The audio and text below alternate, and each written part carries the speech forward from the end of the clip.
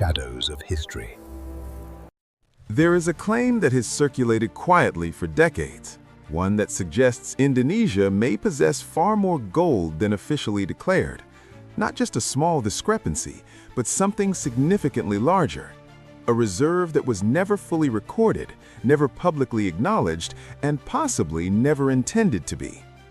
At first glance, it sounds like speculation, another financial conspiracy built on incomplete data. But the persistence of the claim raises a deeper question. Why does it keep resurfacing? Because in global finance, gold is more than a commodity. It represents stability, power, and influence. And historically, nations have not always been transparent about how much they hold. This documentary does not assume the claim is true, but it does something more important. It asks whether the existing records tell the full story, and if they don't, what might be missing. During the colonial era, Indonesia, then known as the Dutch East Indies, was one of the richest resource regions in the world. Gold, along with other valuable commodities, was extracted and transported on a massive scale. But historical records from that period are incomplete. While export data exists, it does not always match production estimates. Some shipments were never fully documented, others were categorized under broader resource classifications, making precise tracking difficult. This lack of transparency creates a gap that has fueled speculation for decades. Did all extracted gold leave the region, or was some of it stored, redirected, or unaccounted for during times of political instability? These are not easy questions to answer, but they are questions grounded in real historical inconsistencies, and they form the foundation of a much larger narrative, one that extends beyond colonial history into the modern financial system. When Indonesia declared independence in 1945, the transition was not just political, it was financial, structural, and deeply complex. The newly formed government inherited a system built during the colonial era, one that was never designed for transparency or local control. Assets, including natural resources and financial reserves, were not neatly documented or fully transferred. Many records were incomplete, scattered, or tied to institutions that no longer functioned in the same way. During the late 1940s and early 1950s, Indonesian officials faced the enormous challenge of reconstructing an economic system while simultaneously asserting sovereignty. In that process, not everything was immediately accounted for. This is not unusual in post-colonial transitions. Across multiple regions, similar patterns emerged: gaps in documentation, unclear ownership, and delayed financial clarity. The question is not whether inconsistencies existed, they almost certainly did. The question is how significant those gaps were, and whether any assets, including gold, may have remained outside the formal system during that critical period of transformation. To understand the significance of gold, you have to look beyond national borders and into the global system itself. In 1944, the Bretton Woods Agreement established a financial framework that tied major currencies to the US dollar, which in turn was backed by gold. This system elevated gold into a central pillar of international finance.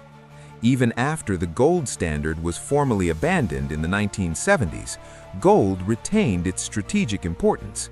Central banks around the world continued to hold it as a reserve asset, a safeguard against economic instability. However, the way gold reserves are reported varies significantly between countries. Some nations provide detailed disclosures, others release only partial information, and in certain cases, reserve management involves complex arrangements, including storage in foreign vaults or undisclosed holdings. This doesn't automatically imply secrecy in a conspiratorial sense, but it does highlight a structural reality. Global financial systems are not perfectly transparent, and within that imperfect transparency, questions about undisclosed or misreported assets can emerge, especially in countries with complex historical transitions like Indonesia. Today, Indonesia's official gold reserves are publicly documented and reported through institutions like Bank Indonesia, as well as international financial organizations. These figures are consistent with global reporting standards and place Indonesia within a predictable range compared to other nations. On the surface, there is nothing unusual. The numbers are clear, accessible, and regularly updated.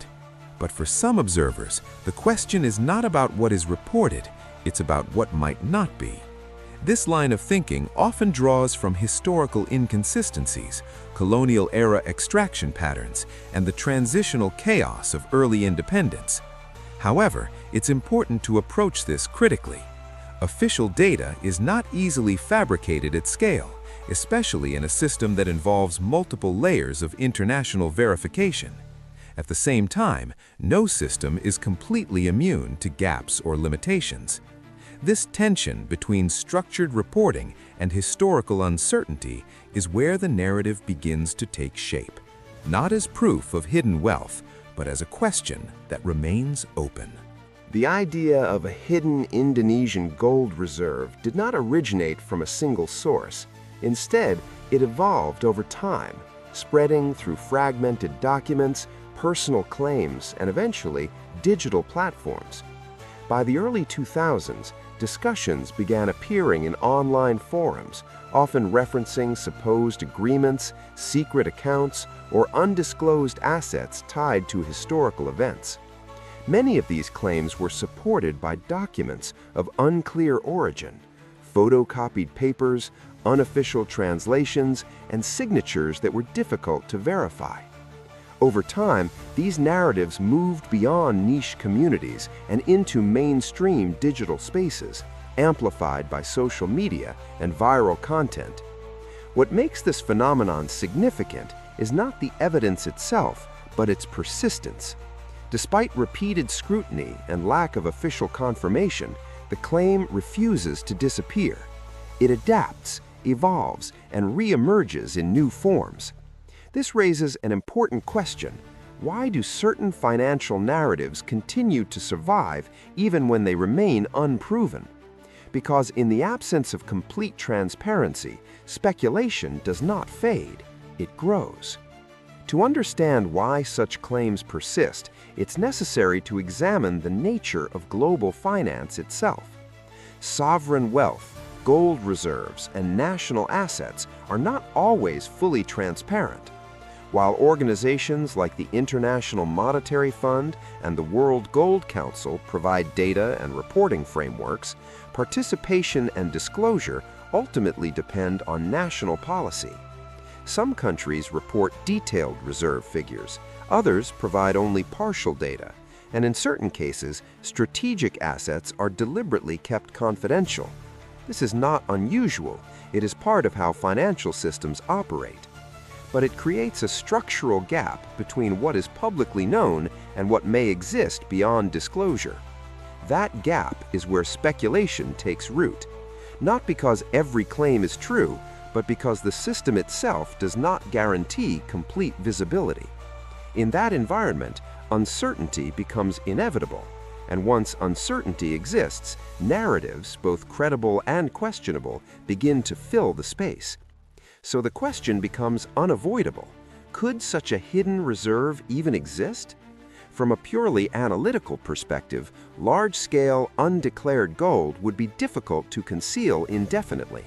Global financial systems, trade records, and reserve tracking mechanisms create layers of visibility, even if they are not perfect.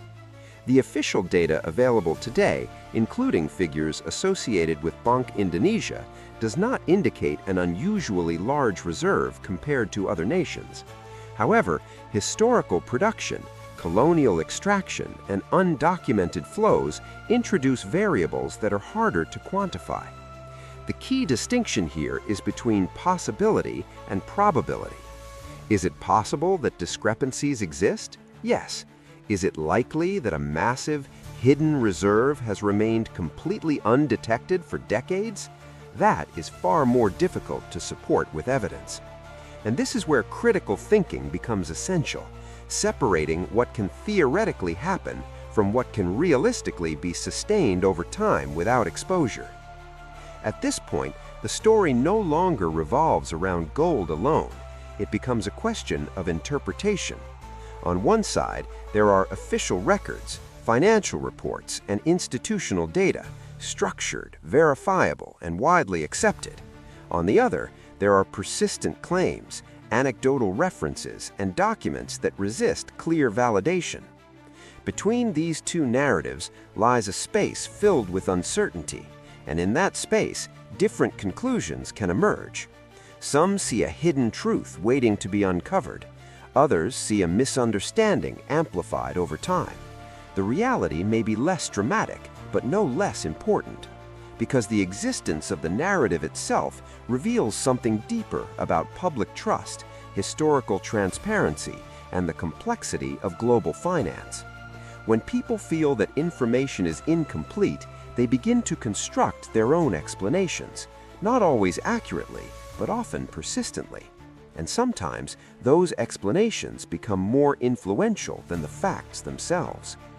The idea of a hidden gold reserve may never be fully proven, but it doesn't need to be, because the real story is not about confirming a myth, it's about understanding why such a claim can exist in the first place.